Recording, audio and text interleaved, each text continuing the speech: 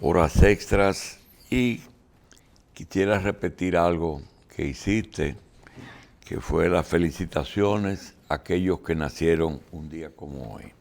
Muy especialmente a nuestro querido amigo Julito Martínez Pozo, que se ha convertido en un potente comunicador que tiene un grupo que se llama El Sol. Ajá. Sí, Ya, eso. Julio Martínez. Es todo un emporio. Julio Martínez fue un militante y dirigente medio del PLD en su juventud, junto con Cristino del Castillo. Ellos renunciaron a esa organización sin pelear,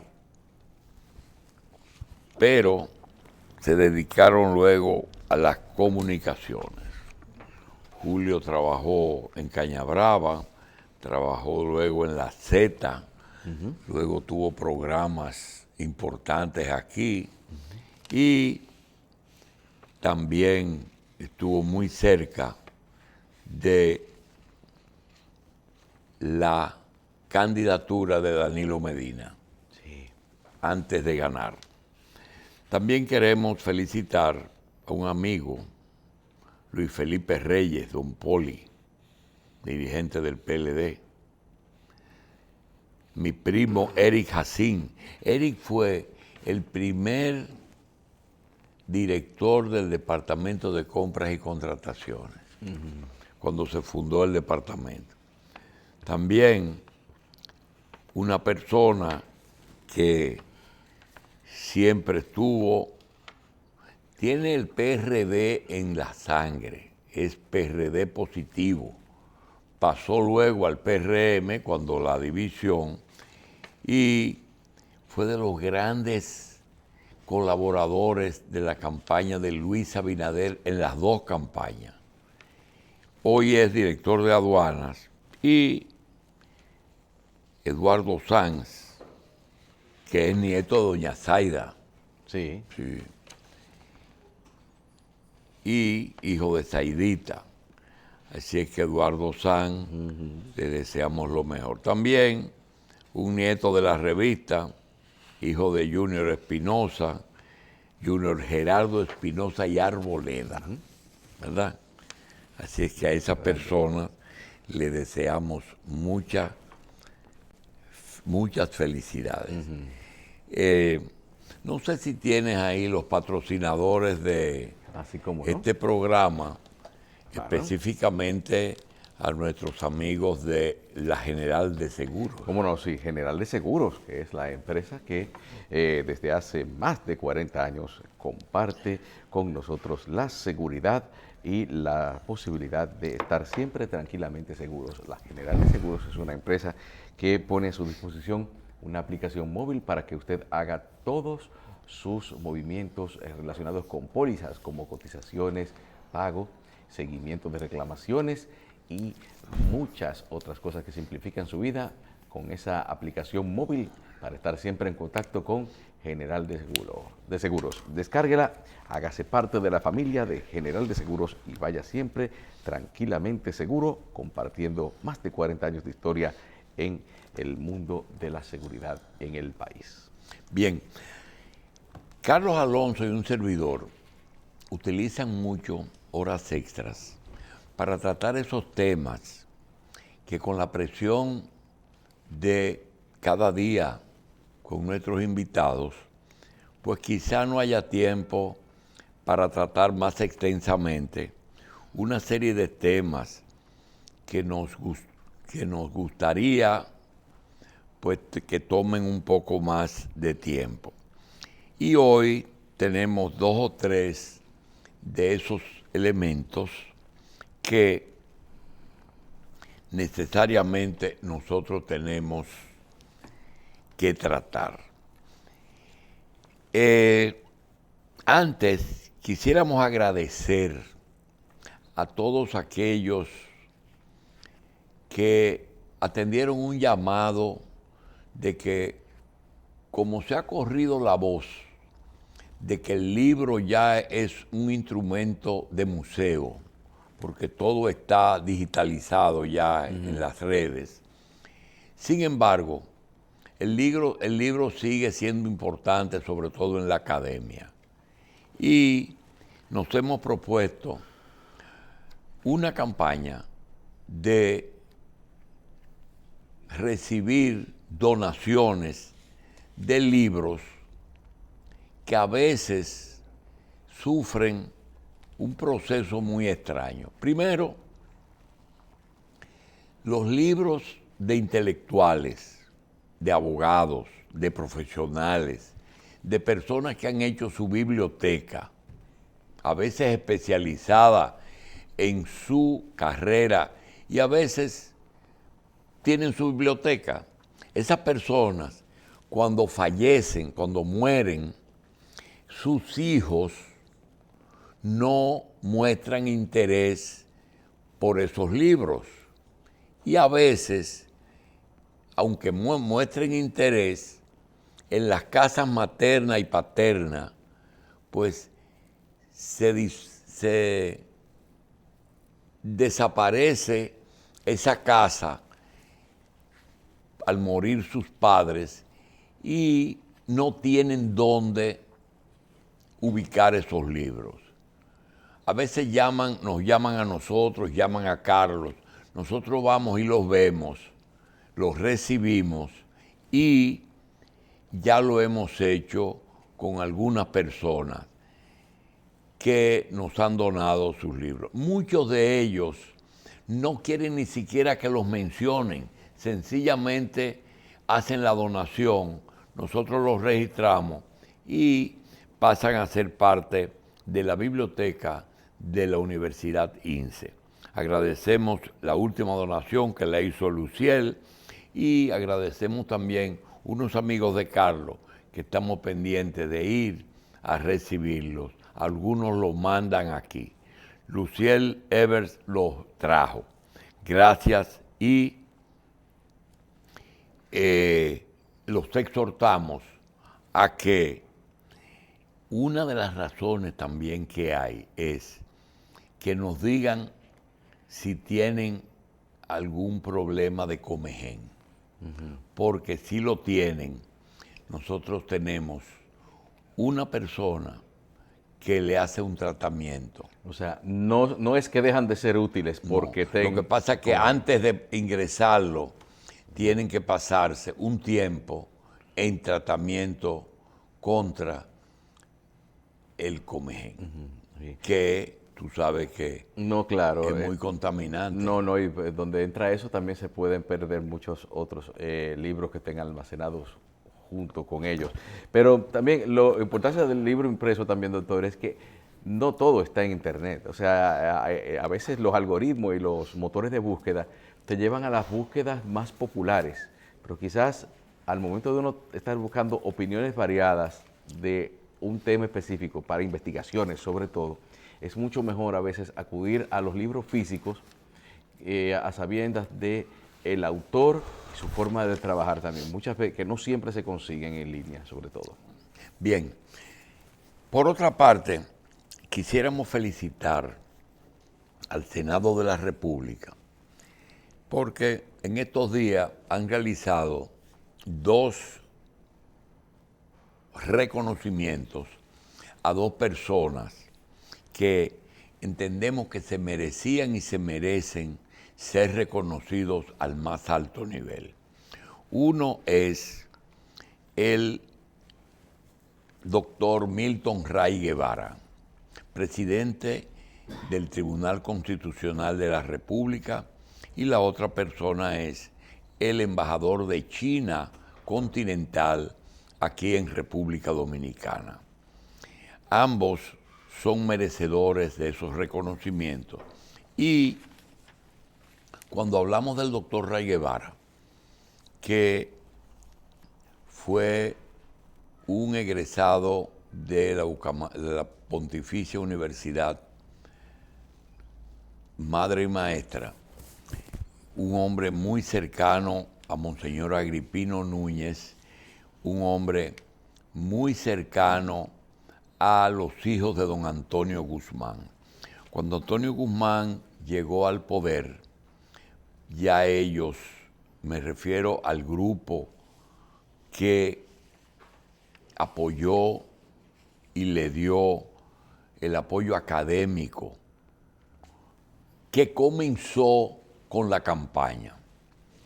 El Grupo de Santiago logró darle un apoyo en el momento en que el sector de Balaguer trataba de conseguir una mayoría senatorial. Ese grupo trabajó mucho con los empresarios y con el Grupo de Santiago. Específicamente fueron Sonia Guzmán, la hija del presidente Guzmán, su esposo José María Hernández Espaillat, Rafael Cáceres Rodríguez, Rafa, que fue consultor jurídico del gobierno de Guzmán, y el doctor Milton Ray Guevara, que fue secretario de Estado sin cartera del gobierno de Guzmán. Luego, al morir Guzmán, Milton cerró filas con el PRD, siempre ha estado cerca del PRD, y trabajó con el doctor José Francisco Peña Gómez, fue embajador, y el doctor Eduardo Jorge Prat, quien fuera compañero de él en la gestión que se hizo para la modificación constitucional del presidente Fernández, que la hizo en el 2010, fue una reforma que, aunque la hemos criticado porque lo que hizo fue habilitar al presidente Fernández, sin embargo, esa constitución, que fue prácticamente una nueva constitución, trabajaron Eduardo Jorge y Milton Ray Guevara. Cuando terminó el proceso, el doctor Fernández le propuso a ambos proponerlo para ser miembros del Tribunal Constitucional. Sin embargo, Eduardo Jorge Prats no quiso. El que quiso fue el doctor Ray Guevara, quien hoy preside el tribunal durante varios años. El doctor Jorge Prats nos completa el currículum del doctor Guevara y dice que Ray Guevara es un académico por vocación. Enseñó Derecho Administrativo y Derecho Constitucional en la Pontificia Universidad Católica Madre y Maestra, en la época de Balaguer. Y el profesor, como decía el profesor Jean Gicquel, el derecho constitucional huele a pólvora, la pólvora de los constitucionalistas que durante la Revolución de Abril lucharon por la restauración del gobierno democrático de Bosch. La pólvora contra las torturas y asesinatos de la era de Trujillo. Ray Guevara es político con visión de estadista, senador, fue senador por Samaná, embajador en Francia y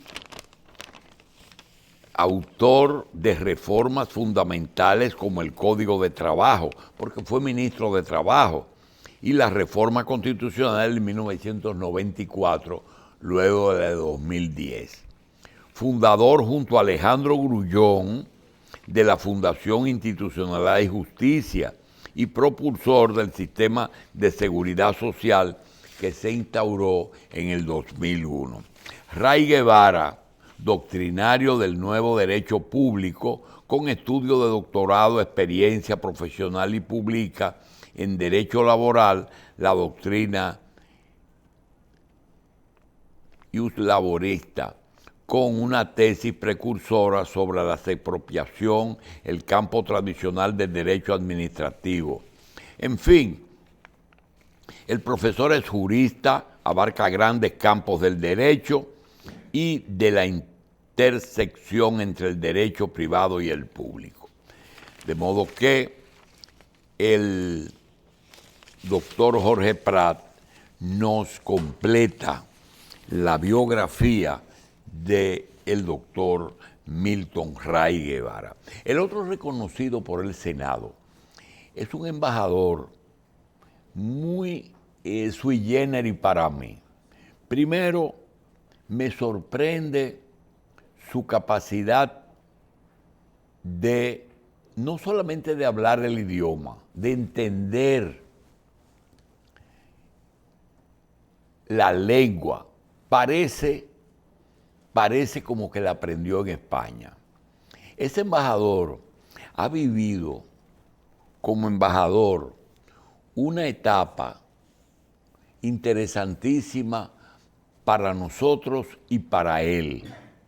Difícil, muy difícil en algunos casos. Miren, el embajador de China que hoy se está despidiendo llegó en un momento en que República Dominicana, para poder iniciar sus relaciones con China, antes de él llegar, pero ya estaba señalado, le pusieron como condición que tenía que romper con Taiwán. Rompimos las relaciones con Taiwán, que fue un gran aliado y un gran colaborador del desarrollo económico y sobre todo el agropecuario. Para que se tenga una idea, dicen que ya no se saben cuántos viajes dio el presidente Mejía a Taiwán. Entonces, ese embajador es el que luego de abrir las relaciones en el gobierno de Medina, provoca una invitación al gobierno dominicano que el gobierno presidido por el presidente, parte de su gabinete y empresarios dominicanos viajan a China y reciben las promesas de ayudar a República Dominicana en áreas vitales. Eso lo hicieron a contrapelo de la tradición de Estados Unidos, que no querían que se rompa con Taiwán.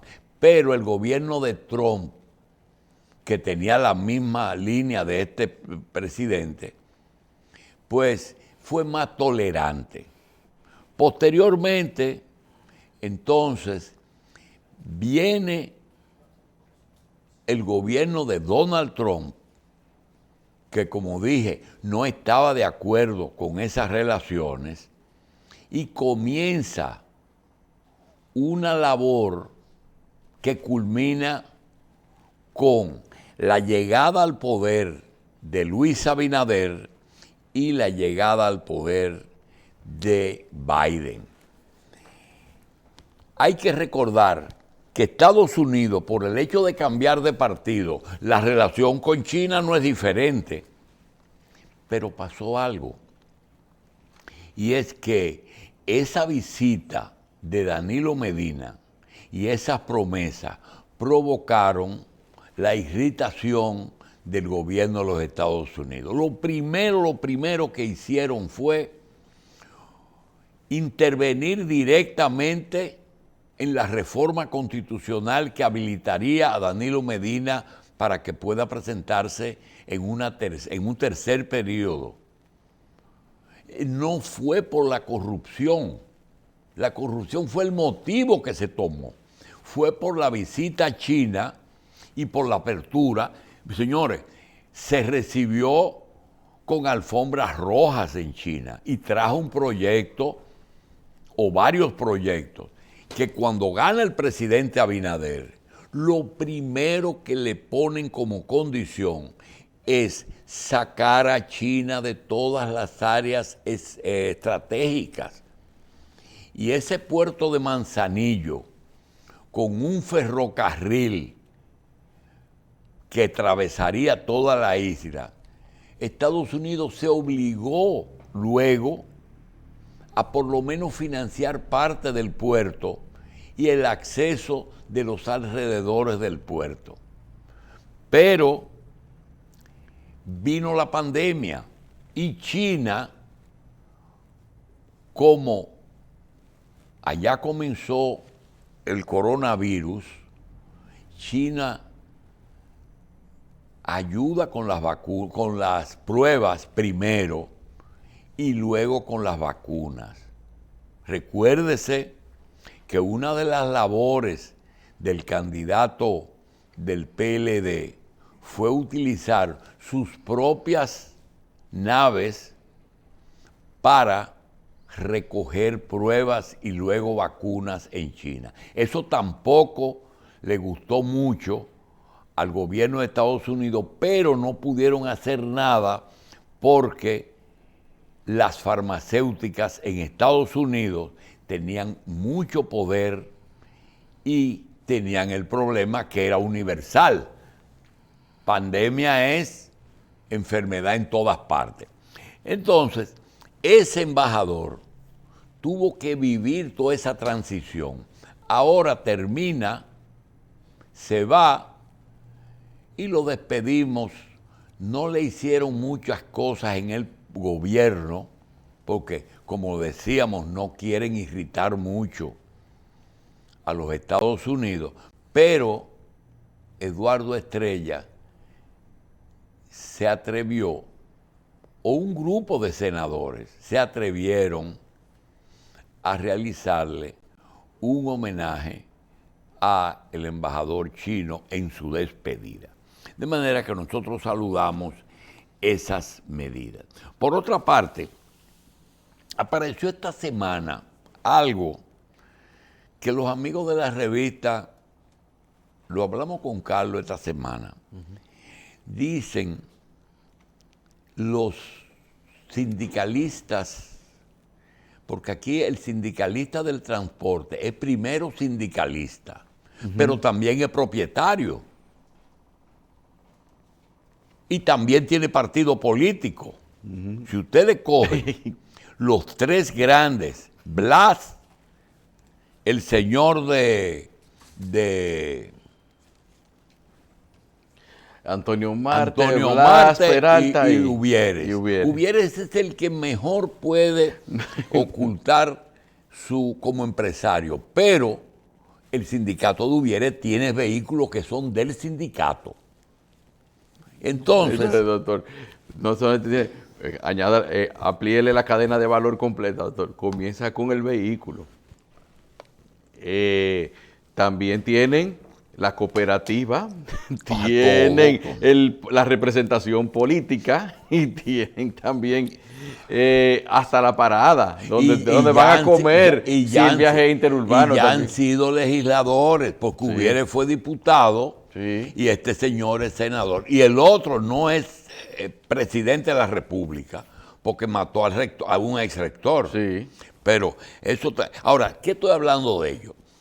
Señores, ellos dicen que el metro y el teleférico atentan contra el trabajo de muchos choferes. Es verdad. Eso es cuando el avance, la modernización, le produce a la población facilidades, como por un pasaje, señor, por un solo pasaje, usted irse de Los Alcarrizos al Ensanche Sama.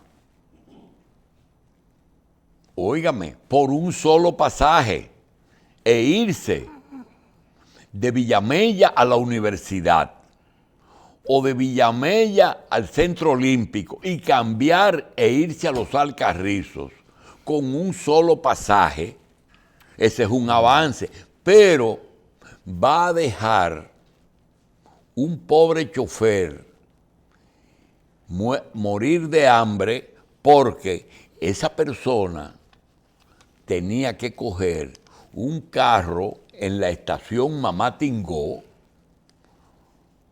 quedarse en la San Martín y tomar otro vehículo que lo llevara a la independencia y de la independencia tomar otro vehículo que lo llevara a la universidad. Entonces, ahora es un solo. Entonces, el pobre chofer se va a quedar sin trabajo. Nosotros queremos transmitirle esta experiencia. Mire, eso pasó cuando en el muelle de Santo Domingo habían 3 grandes sindicatos. Sindicato de Arrimo Poasi, Sindicato Nacional de Estibadores y el Sindicato de la Mecanización. ¿Qué hacía el Sindicato Nacional de Estibadores? Ese era un sindicato que tenía 800 miembros aquí en el puerto de Santo Domingo.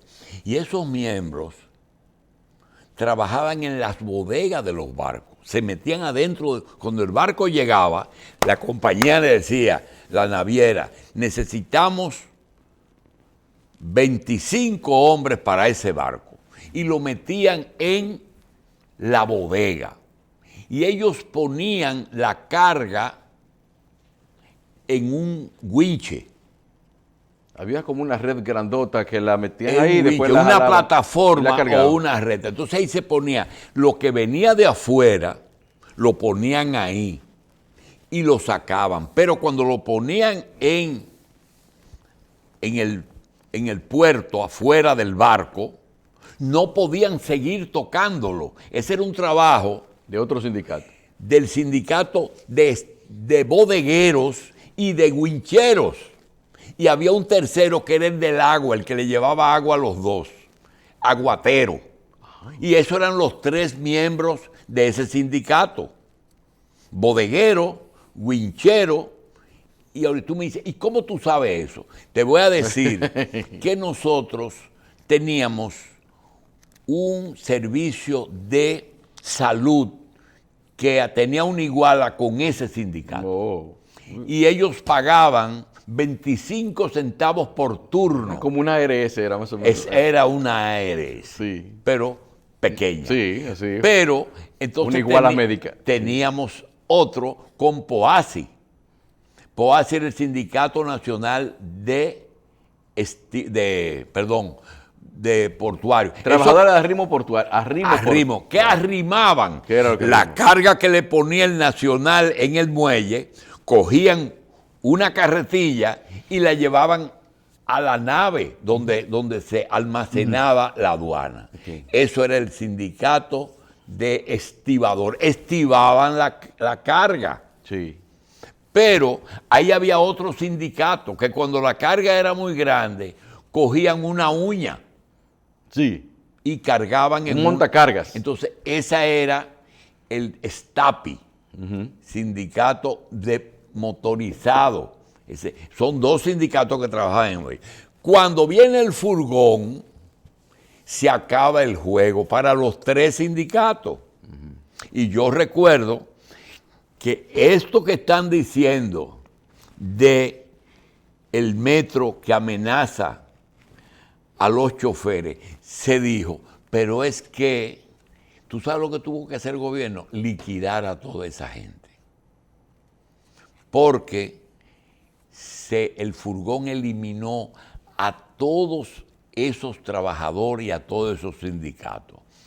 Y las navieras dijeron, pero eso es un avance mundial. Ese es un avance mundial. Claro. Que no se puede negar. Entonces, queríamos decir que se repite la historia de los años 70. Por otra parte, queremos exteriorizar una queja.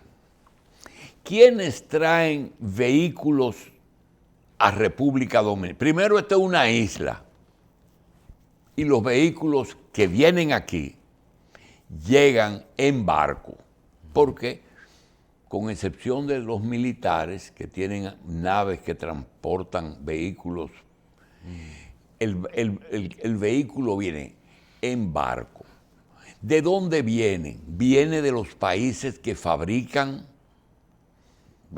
vehículos. Esos países tienen sus precios para sus vehículos. A veces hay fábricas norteamericanas, japonesas, europeas, que son las tres grandes fábricas, en Europa, Inglaterra, Francia, Alemania, Italia, son los que fabrican. Pero a veces ellos fabrican en otro lugar. Y tenemos el caso de España, que fabricaba los Fiat con nombre de Seat. Sí. O la Volkswagen alemana, que fabricaba en Polonia con el nombre de Skoda. Sí. Pero también vinieron a Brasil, a Venezuela y a México a fabricar vehículos. Y a veces esos vehículos vienen de esos lugares. ¿Cuál es el cuento? El cuento es que esos son los vehículos que traen los concesionarios de esas marcas, que son uno en este país, uno que representa una fábrica. Este concesionario tiene concesiones, primero de la fábrica, le dan la exclusividad, pero ellos tienen que hacer dos cosas. Tienen que comprometerse a comprar una cantidad al año y tienen que traer las piezas para poder dar la garantía. La queja es que hay concesionarios que no están dando la garantía que ofrecen cuando quieren vender. Segundo, que no traen las piezas y a veces los vehículos se tienen que pasar meses esperando las piezas para comprarla o dar la garantía. Entonces, esos concesionarios, que por cierto, compiten con ¿quiénes? ¿Quién más trae carro aquí? Los dealers van a Miami, van a la subasta y traen carro, pero no le dan garantía. Dice, te lo vendí prendido. Eso es lo que ellos dicen. Pero ellos pagan más derechos aduanales que los concesionarios, porque los concesionarios tienen que presentar la factura de la fábrica. Este es un tema un poquito más complejo. De manera que hay quejas de las garantías y de las piezas. Eso es. Y a veces ellos no le quieren vender a los que traen los vehículos. Bien, nosotros vamos también a tratar un tema que hemos estado hablando y le prometimos que íbamos a seguir hablando. Decíamos algo que no le gusta a Carlos, que si a usted no le gusta, cambie el canal. No, eso no se dice. Si no le gusta, cambie el canal, Haga porque ¿qué uno va a hacer? Cosas así. Nosotros, para tratar ese tema, quisiéramos hacer una pausa.